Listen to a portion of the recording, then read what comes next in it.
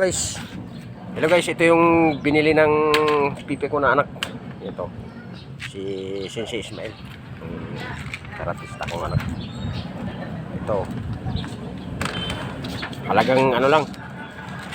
2.5. 2.5 ang bilhin niya dito sa e-bike na ito. So okay pa naman. Ano rin mo? Yan o. Gumagana talaga at saka binabiyahin na namin. Yan o. Okay pa.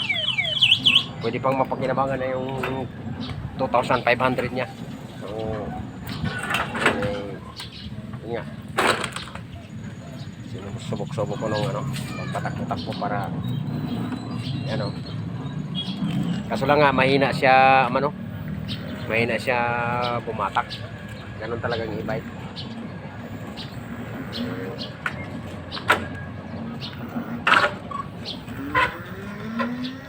Yan o.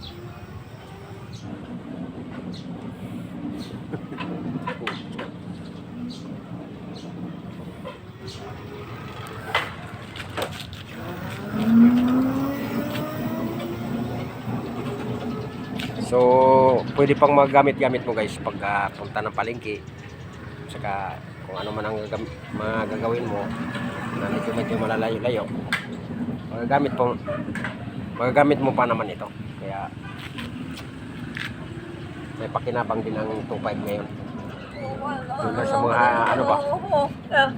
Sa mga junk shop na ano. Oh, yan.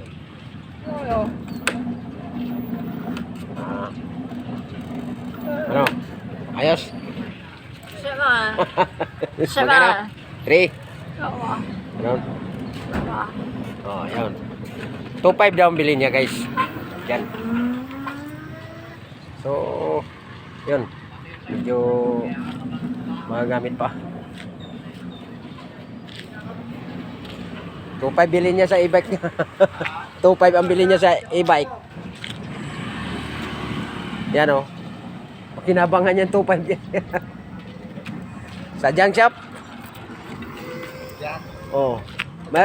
Meron nga ibinta doon eh. 3,000. Eh, pag ano siya, bibilin daw niya.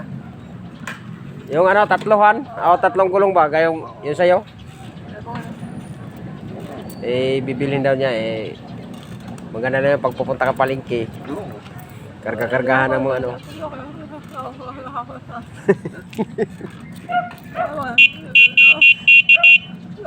Wala eh. Hindi na gasto yung pera gapon eh. Kasi lalaban sana siya. Hindi na. Wala mga professional daw na lumaban. Hindi siya nakalaro. Sabi niya, buti pa, bili ko na itong pera ko ng ano, e-bike. Kasi may mga ano yan eh. Yung ano doon, mga e-bike doon sa ano.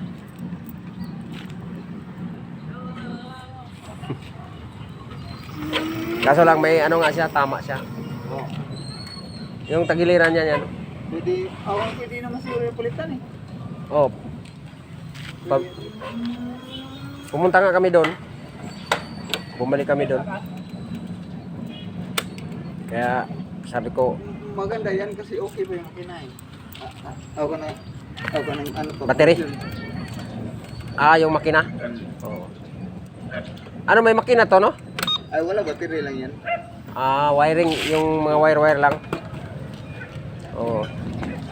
So dito ano niya eh. Huwag mo mga modifier. Sige. Ikaw magmaneho.